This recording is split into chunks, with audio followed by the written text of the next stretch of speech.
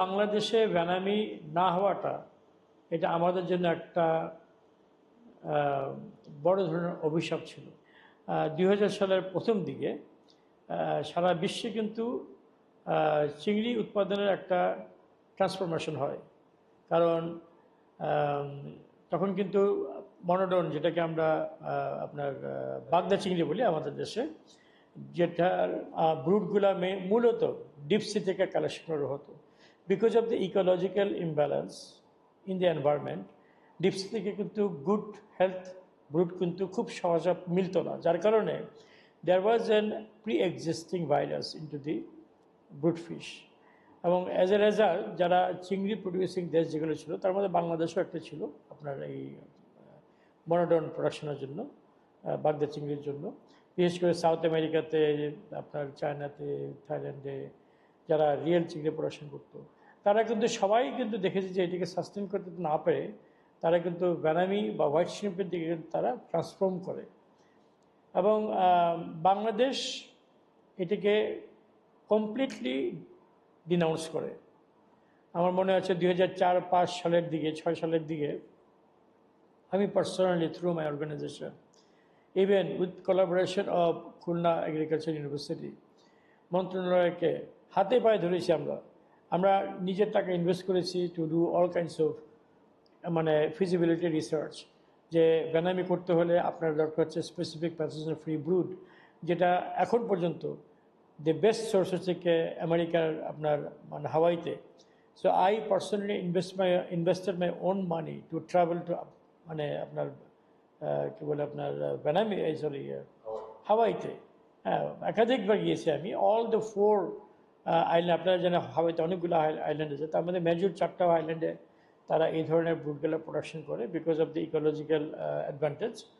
তো আমরা কিন্তু অনেক সাপ্লাই চেইন কিন্তু আমরা ঠিকঠাক করে যখন সরকারকে বললাম যে অ্যাটলিস্ট আমাদেরকে পারমিশন দেওয়া হোক, তখন প্রায় 2009-10 দিকে, আমার যতটুকু মনে পড়ে 8-9-10 দিকে, যে অন্ততপক্ষে আমরা দেখি, ট্রায়াল করি, আমরা ইউনিভার্সিটির সাথে করি, কোলাবোরেশন করি, ইভেন সেটাও আমাদেরকে করতে দেওয়া হয়নি। এবং টোটালি এটাকে করা হয়েছে, তাদের সো কল্ড এক্সপার্ট ছিল যারা বলেছে যে এখানে বেনামি চিংড়ি আসলে বাংলাদেশের পুরো অ্যাকুয়াকালচার ধ্বংস হয়ে যাবে, এটা আমাদের ডিজিজ ছড়াবে, এইগুলো কথাবার্তা বলে, অযৌক্তিক কথাবার্তা বলে বাংলাদেশকে এই রিসোর্স থেকে, এই যে ট্রান্সফরমেশন অফ শ্রিম্প ইন্ডাস্ট্রি, এখান থেকে আমাদেরকে বঞ্চিত করা হয়েছে। এবং এটা আমি মনে করি এটা একটা পারপাসলি করা হয়েছে, বিকজ একই সময়ে 2008 সালে ইন্ডিয়া কিন্তু এটাকে পিক করেছিল। ইন্ডিয়া তারা অন্ধ্রপ্রদেশে ট্রায়াল বেসিসে 1-2টা ফার্মে কিন্তু তারা করেছিল, যে প্রস্তাবটা আমরাও দিয়েছিলাম সরকারকে। তখন ইন্ডিয়াতে করে তারা 2-3 বছরের মধ্যে কিন্তু তারা যখন রেজাল্ট পেয়ে গেল, তারা 2012 সাল থেকে তারা কমার্শিয়াল প্রোডাকশন করে আজকে কিন্তু ইন্ডিয়াতে মোর দেন $5 বিলিয়ন এক্সপোর্ট করছে। They are number 2 player in the whole world. অথচ বাংলাদেশ কিন্তু জিওলজিক্যালি দেশ ছোট হলেও ইন্ডিয়ার তুলনায় আমাদের কিন্তু কোস্টাল এরিয়াতে শ্রিম্প প্রডিউসিং এরিয়া ইন্ডিয়ার থেকে মোর দেন 30% বেশি কিন্তু আমাদের। তাহলে আপনি চিন্তা করে দেখেন, এরকম একটা ন্যাচারাল রিসোর্স, এবং আমরা ওয়েল প্রোটেক্টেড, আমাদের যে কোস্টাল এরিয়াটা আছে ডেল্টা, সেরকম একটা অ্যাডভান্টেজে আমরা বেনামি শিপটাকে আমরা কিন্তু সময় মতো কিন্তু আমরা লঞ্চ করে নাই।